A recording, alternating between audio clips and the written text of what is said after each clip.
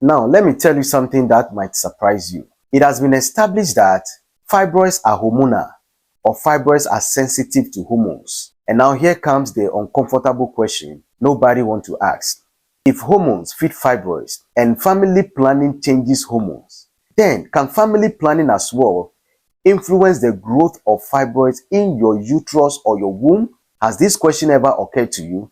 Oh yes, I know. It has occurred to so many women. Now let us discuss this. No fear, no rumors, pure fact alone. First of all, I want you to understand that fibroids grow because of estrogen, progesterone, and genetics. That is why fibroids usually develops during the reproductive years of a woman, when her system is still vibrant and these progesterone and estrogen are still produced in adequate amounts. Also during pregnancy, but once you enter into your menopause, your hormones, including the progesterone and estrogen, they decline naturally. That is it. So if you are in your menopause, it is very difficult or hard for fibroids to develop in a menopause woman. Even if you have fibroid, once you enter into your menopause, your fibroids are likely to shrink because they will not have access to enough estrogen and progesterone to facilitate their growth. Definitely, they will have to shrink.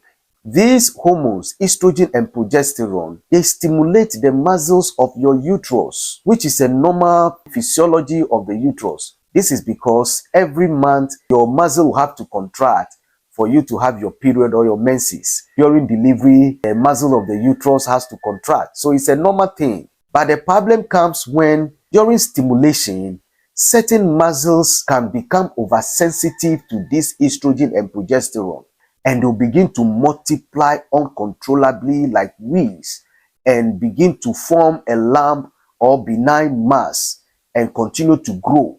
And when that happens, you will say that you have developed a fibroid.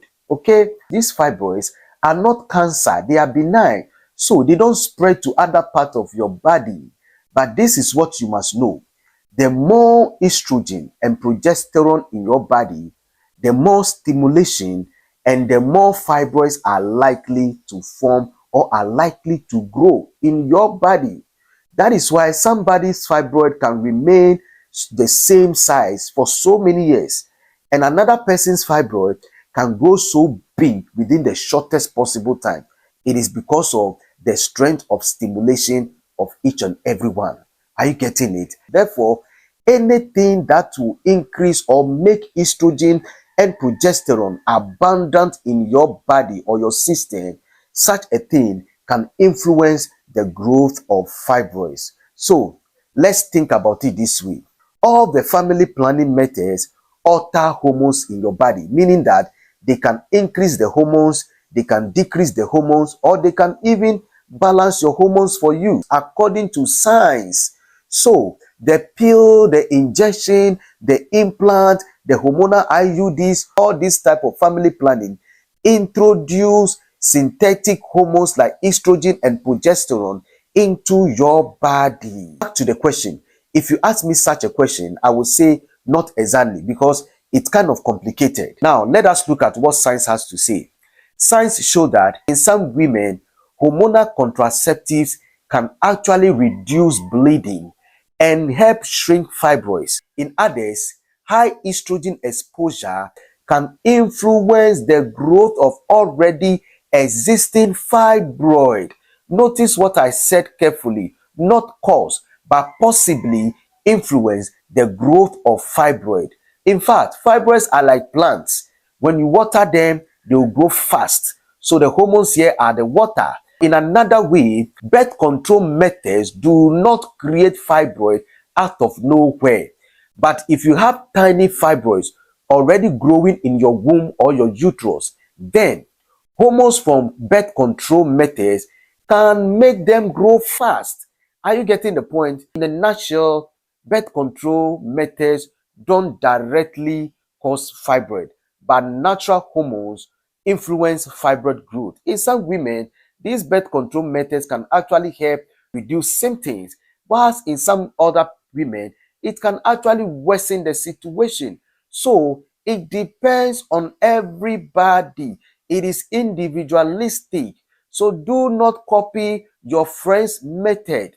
If you have fibroid already, make sure you speak to your doctor.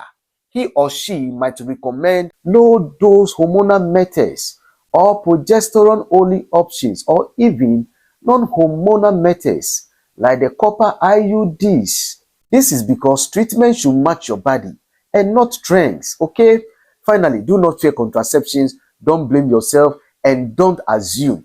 Test, scan, confirm. Medicine is evidence, not guesswork. Fibroids are common, hormones matters, but information is power. So ask questions, have conversations, and make informed decisions, not fear-based ones. Make sure you like this video, you share, you comment, and follow me or subscribe for more health tips. I will see you in my next video. I'm out. Bye.